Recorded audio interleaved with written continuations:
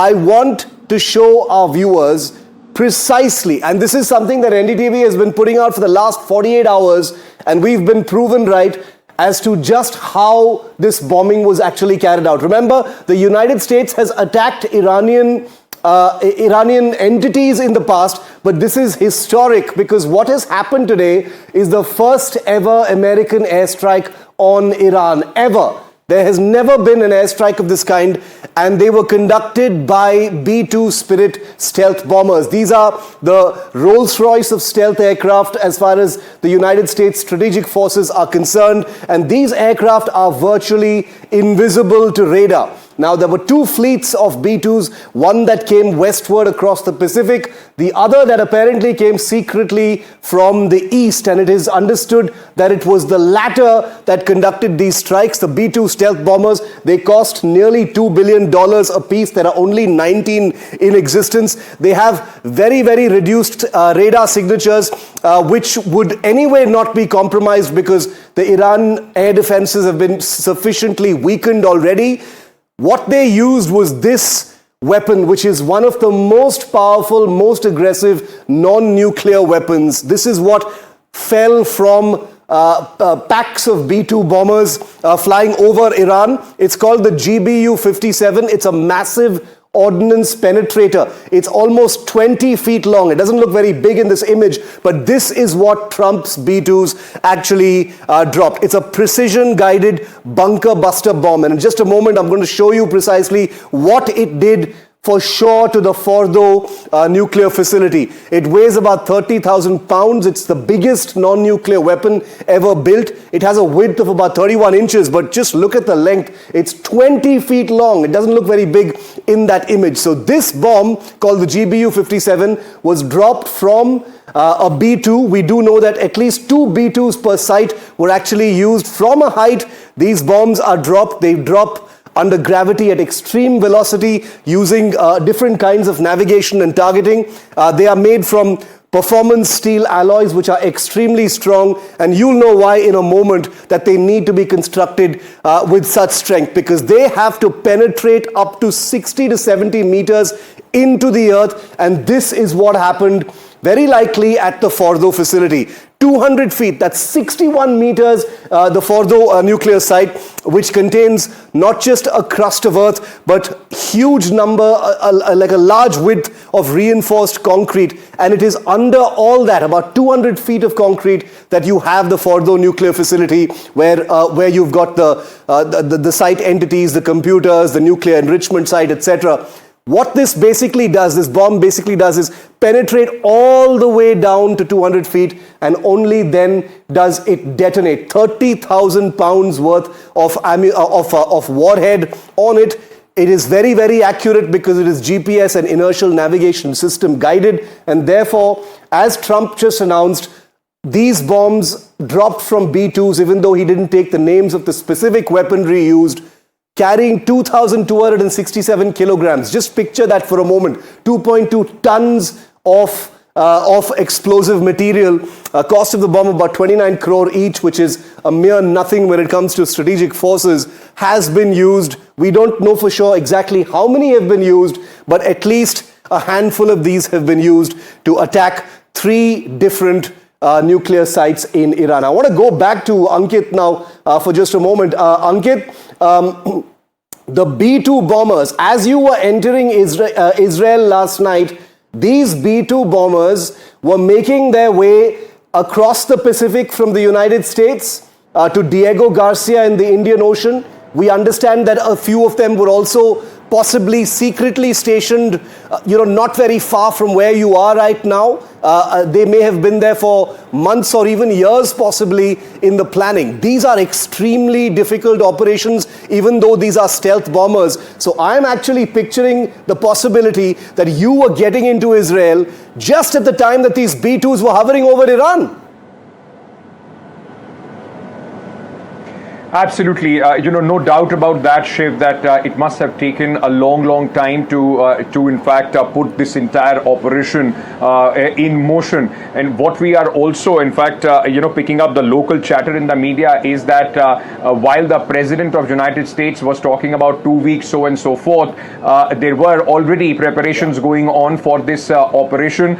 Israel was quite convinced that United States is going to, in fact, step up, their operation as far as the Iranian nuclear facilities are concerned. And like you mentioned, initially all those air raids which were carried out, the missiles which were launched, or the attacks which were carried out by Israel, were also to test, in fact, the air defense systems of Iran. And the United States jumped in at a very important, crucial time while attacking, in fact, these sites. Remember, Israel had also yesterday said that Esfahan nuclear site was attacked by the Israeli Defense Forces, but the question that people were asking at that point of time was, because Israel does not have this kind of bunker busters, Shiv, as you described them just a short while back, the impact of this has only been on the surface, because all these nuclear sites are hundreds of feet underground, and hence the United States jumping in and with these 3 strikes at 3 critical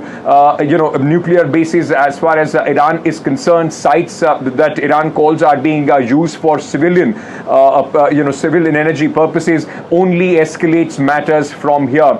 Yesterday as well, we had seen Israel announcing that the commander of the Quds forces in Iran has been in fact killed, and now with all these strikes as well, there is anticipation that Iran is going to retaliate, but a heightened sense of preparedness as we speak in Israel. Okay, Ankit, I'm going to come back to you in just a moment. I want to play out for our viewers in just a second what Benjamin Netanyahu, the Prime Minister of Israel, where Ankit is reporting from, has just said. Listen to his words very carefully, and I want to quickly draw our attention also to these pictures from the Situation Room. Well, pretty much the war room in the United States, where Trump and his senior military brass and advisors were basically watching the execution of what is a historic and unprecedented airstrike by the United States on Iran. Hopefully we'll get some screens of what they were looking at later in the day, but these are publicly released pictures by the White House of President Trump and his top team watching the bombing of Iran. Now here's Benjamin Netanyahu, the Prime Minister of Israel. Listen to his words very carefully. Congratulations, President Trump. Your bold decision to target Iran's nuclear facilities with the awesome and righteous might of the United States will change history. In Operation Rising Lion, Israel has done truly amazing things. But in tonight's action against Iran's nuclear facilities, America has been truly unsurpassed. It has done what no other country on earth could do. History will record that President Trump acted to deny the world's most dangerous regime the world's most dangerous weapons. His leadership today has created a pivot of history that can help lead the Middle East and beyond to a future of prosperity and peace. President Trump and I often say, peace through strength. First comes strength, then comes peace. And tonight, President Trump and the United States acted with a lot of strength. President Trump, I thank you. The people of Israel thank you. The forces of civilization thank you. God bless America. God bless Israel.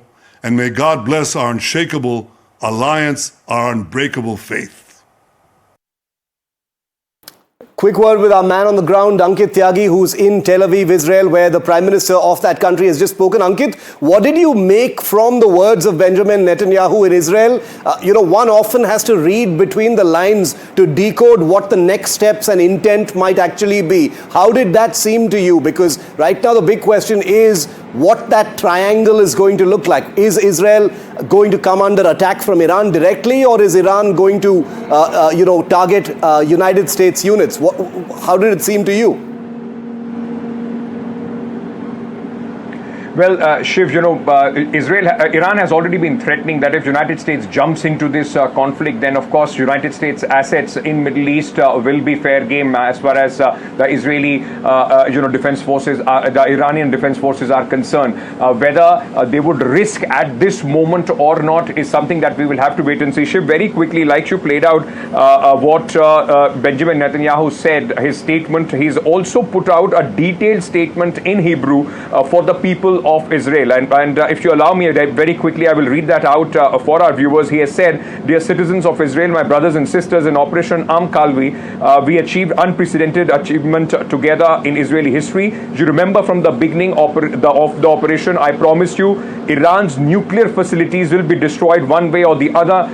This promise was fulfilled." So largely, he's telling the people of Israel that the objective of the current operation at this moment has been achieved, with United States, in fact, bombing the 3 facilities in Iran. He also goes on to say a short time ago, in full coordination between me and President Trump, and in full operational coordination between IDF and United States military. All right, Shiv, as we speak, I can see some military helicopters already on the skyline of Tehran, just Tel Aviv, just behind me. A couple of military helicopters, hovering around. He has also, in fact, he goes on to say that I congratulate the people of Israel. And he says, in my name and on behalf of the people of citizens of Israel, on behalf of entire Jewish people, I thank President Trump from the bottom of my heart. We stand together, we fight together, and with God's help, we win together. So basically, in fact, going on to suggest and tell the people here in Tel Aviv and Israel that the objective of this mission was to destroy the nuclear facilities, and United States and Israel has in fact done that with those strikes on 3 nuclear facilities of Iran. Now, everything that happens is only a defensive mechanism, is only retaliatory in nature. At least the objective which Israel set out for has been achieved as far as the president of Israel is concerned, Shiv. Okay, Ankit, I'm going to let you go for the moment, but we'll get you back in just a second. Remember that the suspense over what Iran's next move is going to be is the big question right now. The United States president has announced that the aircraft that conducted this strike, and here they are watching that strike taking place, those aircraft are safely out of Iranian airspace and that they are safely on their way back home, are the exact words that President Trump has actually used. I want to show you a map of the 3 sites in Iran that have been bombed by Trump's B-2 Spirit bombers this morning: Fordow, Natanz, and Esfahan. These are the 3 sites and their precise locations in Iran that have actually been bombed. And as you can see, Fordow, Natanz, and Esfahan, which are basically top level, the highest level of nuclear facilities in the country, are not on the borders. They are deep inside the heart of Iran. Fordow is considered one of the most difficult ones to strike because it is, like I said, 70 meters deep down under a massive mountain. These 3 nuclear facilities have actually been struck. I want to get you what President Trump has said. Once again, reading between the lines of what he has said, let's try and decode, after you hear what the US president has said, what the next steps might be. Here's President Trump. The US military carried out massive precision strikes on the 3 key nuclear facilities in the Iranian regime: Fordow, Natanz, and Esfahan. Everybody heard those names for years as they built this horribly destructive enterprise. Our objective was the destruction of Iran's nuclear enrichment capacity and a stop to the nuclear threat posed by the world's #1 state sponsor of terror. Tonight, I can report to the world that the strikes were a spectacular military success. Iran's key nuclear enrichment facilities have been completely and totally obliterated. Iran, the bully of the Middle East, must now make peace. If they do not, future attacks will be far greater and a lot easier. There's no military in the world that could have done what we did tonight. I want to go across to James Bowden, who joins our coverage this morning. James, good morning. Thanks very much for joining NDTV's rolling reportage from the ground in Iran, Israel, and here in India on this unfolding situation in West Asia, the bombing of at least 3 nuclear sites in Iran. Your first reactions to your understanding of what may have happened. We've just heard Trump speak. The Israeli Prime Minister has also spoken. Your first thoughts, James? Several things come to my mind initially. Number one, just going back to some comments that have been made by some previous guests and you as well, just kind of reinforcing that what has happened is these B-2 bombers, I was actually tracking the arrival of these B-2 bombers that were likely used in this strike. They arrived in the region around the 1st or 2nd of April. And the ones that were reported to have been moved from the West Coast were then taken to Guam.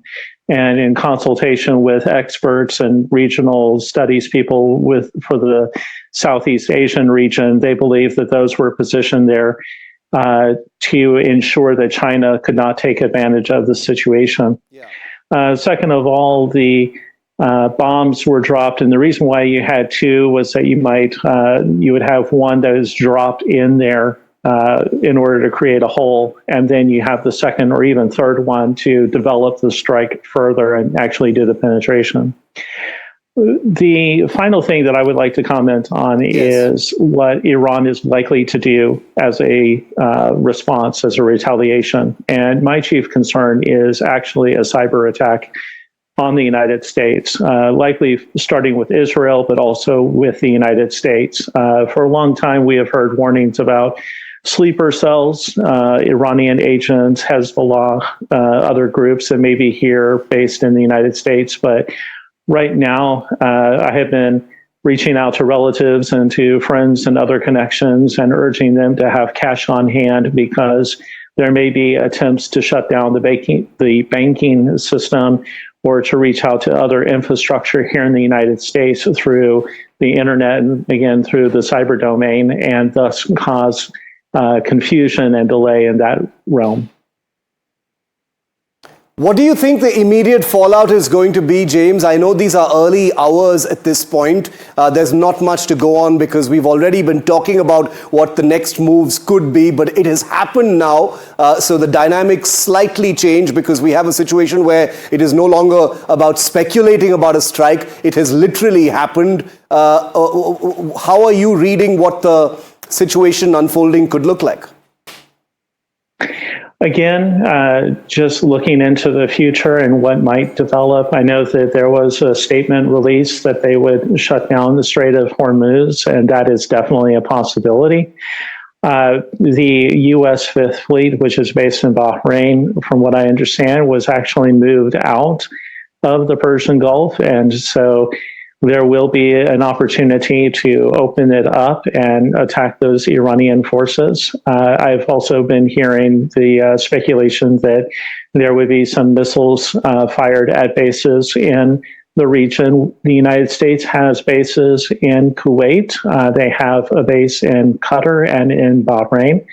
And those are definitely viable targets that could be hit by Iranian missile barrages. But we also know that the United States has put in the PAC-3 or the Patriot 3 missile system in order to defend against that. Now, this is a much more advanced system than what we saw deployed in the Persian Gulf War in 1990, 1991. And I definitely hope and look forward to seeing a much higher rate of success of interception by this system. James, stay with me. Michael Patrick Mulroy, former United States Deputy Assistant Secretary for Defense for the Middle East, is also with me live at this point of time. Michael, welcome. Thanks for joining our coverage. Your opening thoughts in the initial hours after the announcement that Fordow, Natanz and Esfahan, 3 principal nuclear sites in Iran, have just been bombed, very likely by stealth bombers from the United States. We've heard the US President speak as well. Your initial thoughts, Michael? Good to be with you and your audience. I mean, we obviously saw this coming. Yeah. Israel had completely dominated Iran when it comes to their capacity to defend themselves, but they could not get to the depth in these facilities to really do damage to the nuclear program. That required a specific type of munition, a massive ordnance penetrator, specifically the GBU-57. And only the United States had that and the capacity to deliver it, which was done by the B-2 Spirit aircraft. So I think that's where the U.S. had to step in to do this. Obviously, they've done that. We don't know what the damage was at these facilities. It was difficult to determine just how deep they were.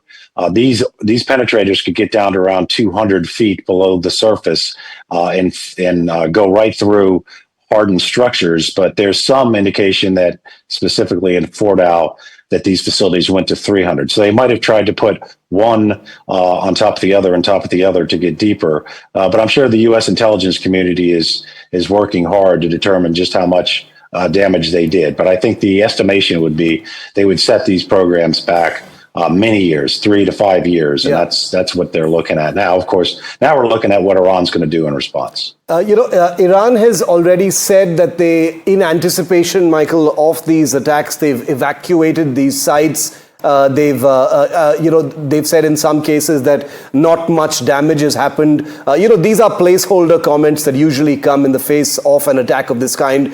There will be a measure of fog of war as well. So there's not much to go by apart from, the announcements that have been made. You've just said that it will take some time to recover from these strikes. What level of damage, knowing what we know about Fordow, Esfahan and Natanz, and what goes on there, what kind of damage do you think is likely to have happened given the size of the weapons very likely used here? So these weapons are massive. They're about 30,000 pounds, just to give you an example. Like the weapons, the JDAMs that were so concerning in Gaza because of the damage were 2,000 pounds. And it's believed that the U.S. has around 30 of these in their arsenal. So it's going to cause considerable damage. It's to get down to the facilities. I mean, if it's cut off from being able to reach, then essentially it's destroyed.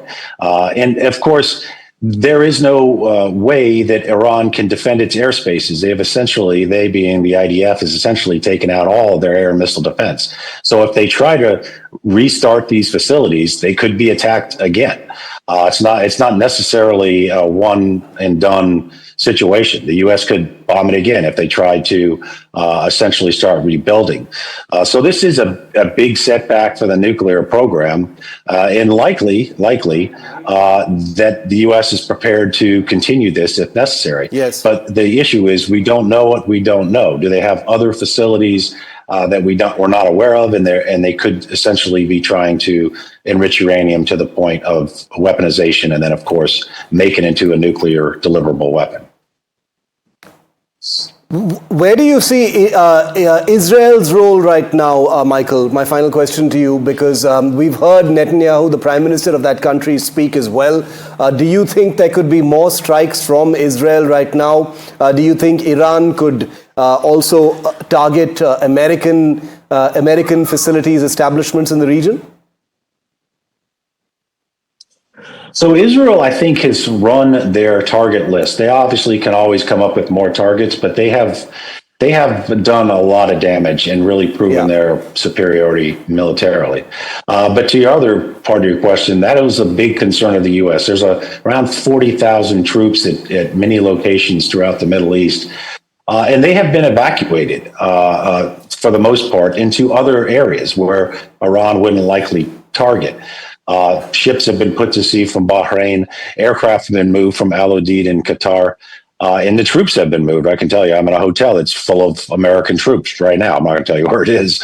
But that was a concern. And I think the United States has prepared for that. But that doesn't mean we're completely secure.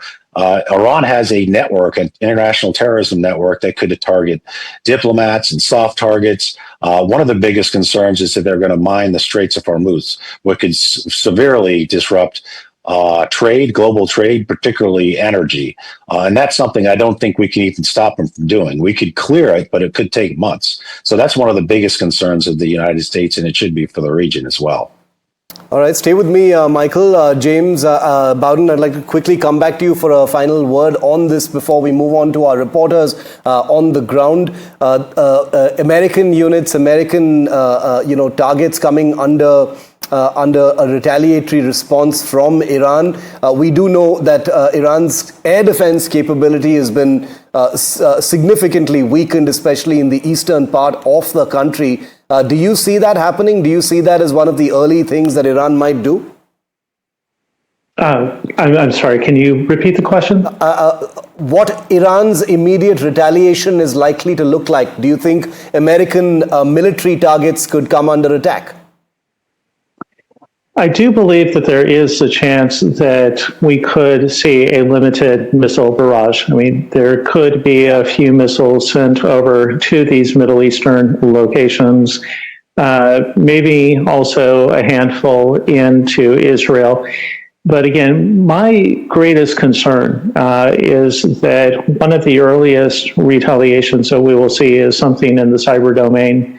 Again, maybe oriented towards Israel, but also possibly against the United States. That continues to be a concern, as well as the possibility of activating different sleeper elements or soft elements, as was just suggested a short time ago, to attack places of worship, let's say like Jewish synagogues here in the United States and other locations. So it's hard to 100% estimate what that response will be, because we do know that Israel has degraded Iran's electronic capability, and they have also throttled back on that because they risk exposing their positions and becoming targets themselves. I think that one of the great, one of the big check marks on Israel's list is actually taking out the governmental leadership. That Khamenei is one of the next targets on their list, and that they will go after him, eliminate that, and cause that chaos in the leadership. Michael, I wanted to ask you one final question before I let the both of you go. On the Khamenei himself, that as far as Israel is concerned, as far as the United States is concerned, seems to be unfinished business, if I could use that phrase. Where do you think that's going, the leadership in Iran? Well, a lot of it's been decimated, particularly the military leadership and the IRGC leadership, and of course the nuclear scientists and technician. If they know where Khamenei is, I don't think Israel would hesitate to strike. And they've proven very good at leadership decapitation strikes, not just in Iran, but with Hezbollah and Hamas. And I think they're going to look to do that. There's reports that President Trump requested that not happen, probably because of the instability it could cause. But if this continues, and certainly if the attacks happen on U.S. forces in the region, and if there's any casualties, that might change President Trump's calculus. So it might happen, which of course would cause the ultimate regime change, and then we'd have to see where we go from there. But right now, it's really in Iran's court to decide whether they're going to conduct these attacks. Cyber, I think that's also a good point. That could cause a lot of damage. And even if they just send missiles, they probably going to do something to try to save face. Whether it'll be effective at all is unlikely, but we'll see. You never know, and that could escalate this even further. Michael and James, thanks very much for joining us on our continuing coverage. We're going to go to our reporters on the ground in a moment. We'll be joined by Ankit Tyagi, who is in Israel. We'll be getting our reporter from the ground in Tehran, Iran as well in just a moment. I'm going to go across to Mohammad Ghazali, who tracks foreign affairs for NDTV, and he joins me live this morning as well. Ghazali, any initial reactions? There's no official statement from India just yet, but any initial murmurs or sounds you're tracking from the Indian system at this point of time? They're obviously going to be looking very closely at what's going on. Yes, certainly. India is closely watching the developments, Shiv, partly due to first reason that evacuation process is on from Iran. A flight is expected to land today as well from Iran in Delhi. The other is strategic importance that why India is keeping an eye on both Iran and Israel is that one, we have got a port in Haifa and we have got a port in Chabahar. And both of these ports, at least the city of Haifa has come under attack. The Chabahar port has not come under attack as of now. But the escalating situation certainly hints that now the focus of retaliation from Iran would be the naval bases, and we are getting reports that how there is a panic among the containers and vessels in the Strait of Hormuz right now. So India is certainly keeping an eye, and before I should also inform that this evacuation process which has been going on for the last 2-3 days, India is not only in touch with Iran but also with Israel. Ghazali, amidst this evacuation from Iran right now, even though the bombings have been taking place in nuclear sites, strategic sites in Iran right now, the concern as far as evacuation is concerned has become much more heightened, obviously. So there will be a sense of urgency within the system to make sure that they are able to get people out even quicker now. Yeah, because there are still thousands of Indians stranded over there, and the bigger challenge is to assemble them at one point. Yeah. The internet is not working. There is restricted access to the internet connection over there, and that is why not just the students, but there were many pilgrims who had gone to Iraq. On their way back, they have come to Iran and they are stuck there. So there are many first-time visitors to Iran. They are in a panic situation right now because the overnight development will certainly create more chaos over there. They have to travel a long distance from anywhere in the near Tehran or Qom or the city of Mashhad. From there, any land border takes around 10 to 12 hours to cross to sort of get out of Iran to any other country like Armenia or Turkmenistan or other neighboring countries. So that would be a bigger challenge. India will have to ensure that while they are moving towards the border areas, they are safe from any kind of aerial strikes from Israel or US, if any, because Donald Trump has also hinted that they will continue to pursue Iran, push Iran to come for negotiations, and if that doesn't happen, they'll pursue the attacks yet again.